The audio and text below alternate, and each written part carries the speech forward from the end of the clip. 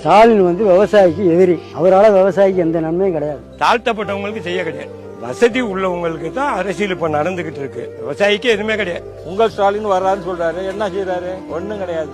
525 கோரிக்கை கொடுத்தாரு. அவரு நின்னு ஜெயிக்கிறப்ப எத்தனை கோரிக்கை செஞ்சிருக்காரு? என்ன கோரிக்கை செஞ்சிருக்காரு? சென்ட்ரல் கவர்மெண்ட்ல ₹1 ஏத்துறாங்க கிலோவுக்கு, அதை இவரு கொடுத்தேன்னு சொல்றாரு. அரிசி இலவசம் 35 கிலோ அவர் தான் கொடுக்கறாரு, இவரு கொடுக்கறேன்னு சொல்றாரு. ஒரு லோன் கிடையாது, ஒரு இன்சூரன்ஸ் கிடையாது.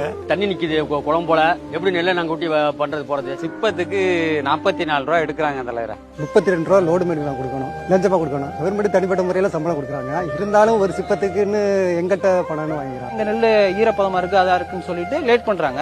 அப்படிங்கிறப்ப நாங்களே வந்து லஞ்சம் கொடுக்கறதுக்கு நாங்களே தள்ளப்படுறோம்.